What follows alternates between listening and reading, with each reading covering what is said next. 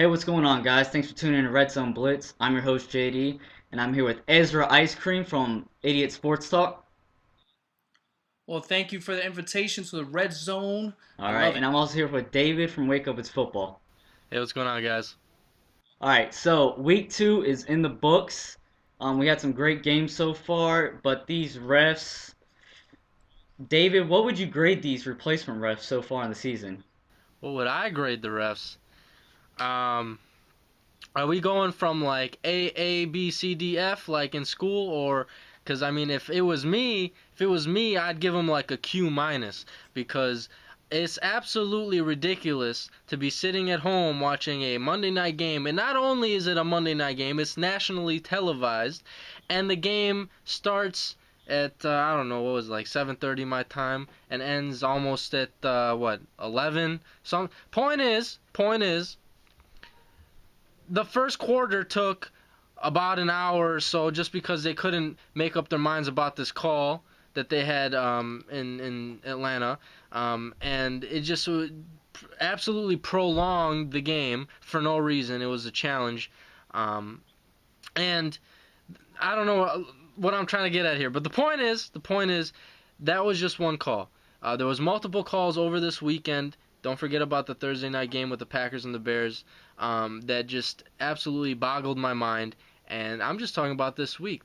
The prior week, if you guys don't watch my videos, I already made a video about this, pointing out a few calls that were blatantly missed. And yes, the refs that we normally would have do miss calls from time to time, but this is taking it to a whole new level. I think these refs need to be replaced with the refs that we need that need to be there, and Roger Goodell needs to do his job, needs to get this agreement signed with our refs because I'm sick and tired of all these blown calls.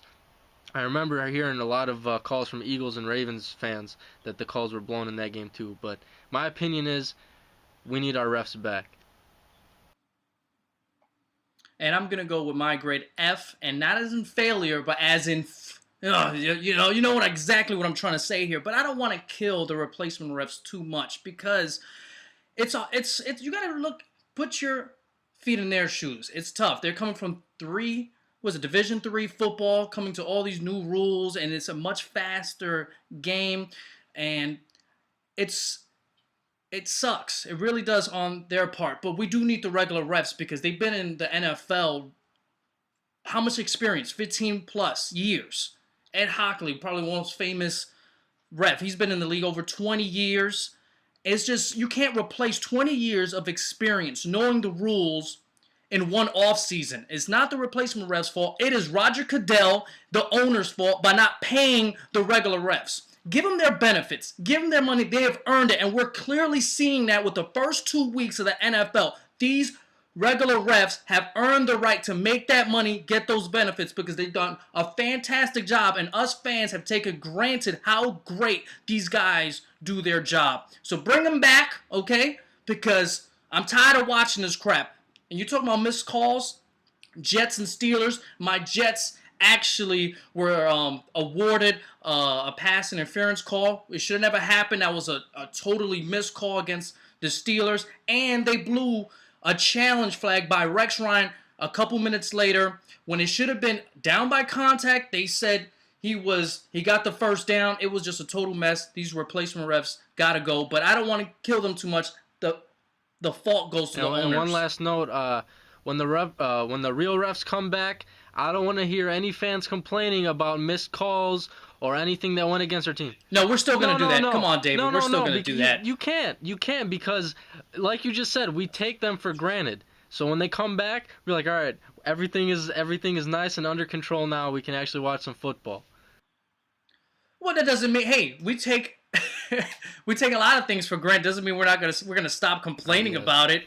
All right. I think Dolphins fans took Dan Marino for granted. I bet you they're cursing out whoever's quarterbacking now. Even if he comes back, they'll still get on Dan Marino for not winning a championship. But it is what it is. Yeah, and what Goodell and all these owners think is no one's going to stop watching football just because these replacement refs are just doing an awful job out there. That's I mean, you got to get these refs back and just do it for the fans. And pay them the money. But going on to the game predictions this week, we got a Thursday night game between the Giants and my Panthers. Ezra, what do you think in this game? Who do you have? Well, Ryan Seacrest, I have bad news. I actually going with the Giants in this game because, let's say, the Giants have a pathetic run game, okay, since last year, dating back. But the Panthers' run defense is even worse. They're giving up 146 yards on the ground, and if you give up rushing attempts and yards to the Giants, that just sets up play action for Eli Manning to those great wide receivers and Nicks and Cruz. You just don't want that to happen. And I know David might bring this up. The Giants do have a problem, especially the first 2 weeks with mobile quarterbacks with Tony Romo and Josh Freeman. That defense and that pass rush is not getting to the quarterback, and those mobile quarterbacks are getting away from them. And we know Cam Newton can run the ball. He's that dual threat. But I think the Giants, if they get that play action going, it's going to be scary. Well, I like to look at numbers sometimes, and numbers suggest that teams playing at home have a slight advantage, first of all. Not a huge advantage, a very small slight advantage. So the Panthers are playing at home. That in when you're breaking everything down, that advantage goes in their favor. Mobility when it comes to the quarterback position, that advantage goes into their favor. The run game, comparing the two teams, who has more rushing yards in the first 2 weeks, that advantage goes in their favor. Now I'm not sure where their passing attack breaks down because I haven't compared those numbers, but. Well, the Panthers are ranked number 7th in the league, which is pretty good, and the Giants, after Eli Manning's 510 yards, they're ranked number 1 in the league. Number 7. Point is, both teams can throw, the Panthers can run, Giants not so much. Comparing the defenses, I always like to point out that the Giants have a great pass rush, but don't necessarily write off the Panthers' defense. Their defense, especially in the linebacking core, is strong. Don't forget about John Beeson. Don't forget about their first-round selection in Luke Kuechly. He was the 9th overall pick, and if you don't know, he had over 500 tackles in 3 years at Boston College. That is absolutely phenomenal, if you ask me. Now, their defensive line is still fairly young. They're dealing with injuries last year. They're bringing these guys back. I believe this defense is trying to find an identity at this point. So while they're trying to do that and they're trying to hold off offenses, they still have a dynamic offense that can put up points with Cam Newton, Steve Smith, Brandon LaFell. You can hand the ball off to that dual threat with DeAngelo Williams and Jonathan Stewart. And don't forget, like I mentioned earlier, you got Cam Newton who can run the ball himself. So I like the Panthers at home to do a number on the New York Giants. I don't know what the score is going to be, but you never know. I mean, it could be a shootout. Well, one last point. You got to forget, I didn't mention, this man has, for the first time, I know he didn't do anything with the Cowboys, but Martellus Bennett, the first 2 weeks has touchdowns, and this week I think he might be a threat. And I think the Panthers, since they might be overly confident with their linebackers, might overlook Bennett this week. All right, moving on to our next matchup between the Houston Texans at the Denver Broncos, who, I mean, David, can Denver, after just losing to the Falcons in an ugly fashion, can they pull off a win against a strong Houston team? That's a great question. If anyone's been paying attention to the last few weeks, I have been picking against the Broncos, even though I do have them winning that division. But it's kind of hard to pick the Broncos. It was kind of hard to pick them in Week 1 to beat the Steelers. It was kind of hard to beat them pick them to beat the Falcons. And now they're playing the Texans. All these 3 teams I just mentioned are, favored to, make a playoff push. And the Broncos are too. Now, specifically speaking, between the Broncos and the Texans, I have the Texans going to the Super Bowl, and it's kind of hard to pick against them. But I think this game is going to be very close.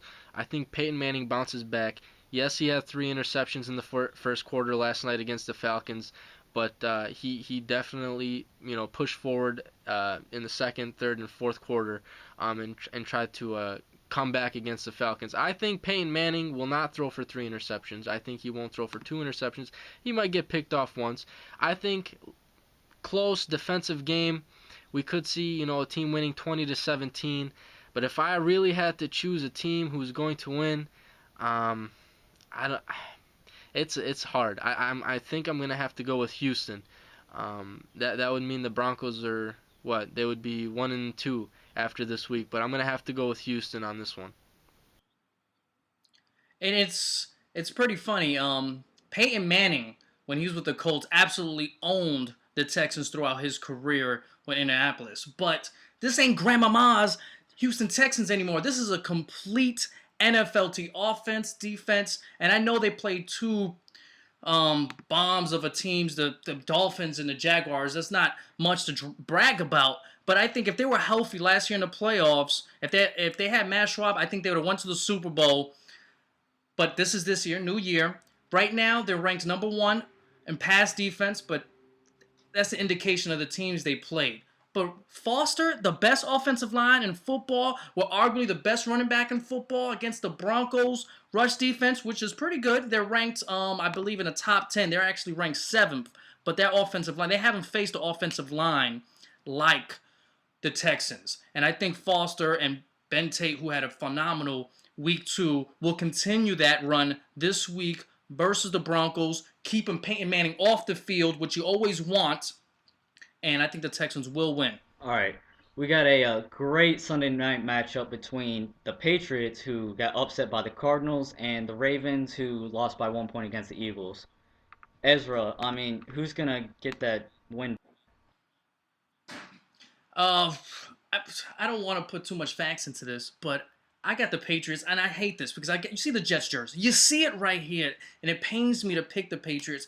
But Tom Brady, Bill Belichick, they do not lose back-to-back. In 170 starts, okay, Tom Brady has 6 back-to-back losses throughout his career.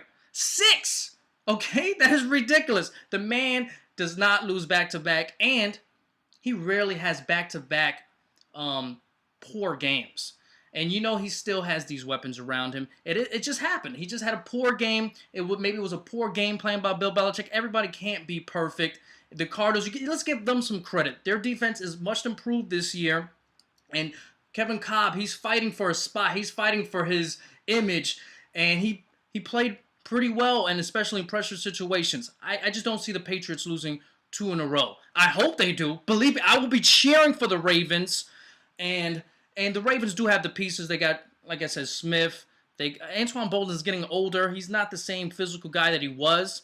And I think the Ravens, if they want to win this game, they have to get the ball more to Ray Rice. They're forgetting about their best player on the offensive side of the ball. I don't understand. But the Patriots, they'll get it done. Bill Belichick, he's not going to lose 2 in a row. I'm going to play devil's advocate. I'm going to pick the Ravens. And yeah, that would mean that the Patriots are going to start their season out at 1-2. So, what is it going to take for the Baltimore Ravens to beat the New England Patriots? Like I mentioned earlier, there's going to be that home game, that home atmosphere. Ray Lewis on the defensive side of the ball is going to get this defense hyped up, and he's going to be like, hey, defense, who was the team that knocked us out of our Super Bowl hopes, our Super Bowl run last year? Who was that team? The New England Patriots. We missed it by a field goal. Granted, we're not going to chop up Billy Cundiff on this one, but the point is we missed the Super Bowl by 3 points, last seconds of the game to this team, and we are going to come back and we're going to knock this team in the mouth, and we're going to bring home a W. That's exactly what I think they're going to do. Now, offensively, Flacco's been looking better than he has in the last couple of seasons. He's got Torrey Smith, he's got Anquan Bolden, and a guy who's going to be talked about, I think, more and more as the season progresses is Pitta, their tight end. He's been targeted a lot in the last 2 weeks, and look for him. So has Jacoby Jones. I want to give him a quick mention. He's been playing fantastic. He also got a touchdown robbed away from him from the refs, but different story for different day. Now, the point is, Flacco's maturing, his offense is maturing, and the key guy, the guy I have yet to mention, Ray Rice, is going to punch the ball up the middle numerous times, numerous occasions, and I think the Baltimore Ravens will beat the New England Patriots this weekend. Mark it up, fellas. It's going to be 1-2 for the New England Patriots in the 2012 season. You know how you keep mentioning Joe Flacco's maturing. This offense is maturing, which has been. They've been much impressive early in this season. But the defense, a lot of people are now talking about their defense. Ed Reed still is a ball hawk. The man can come out of nowhere and steal the ball. But their defense has been kind of disappointing versus the Bengals, which I watched the game. The Bengals didn't score many points. They only ended up with 13, but they were moving the ball. Wide receivers were dropping the ball. People were getting open. It's just they weren't catching the ball. They're actually ranked 27th in pass defense and 20th in rushing defense. Can you imagine that? Ravens rush defense ranked 20th is H. Ray Lewis can keep getting people hyped all he wants, but that blood pressure is not getting to him as fast as it used to be. That whole defense is getting a little older, okay? And we're starting to see signs of it. They're still a good defense. They're not giving up huge points, which is the main goal at the end.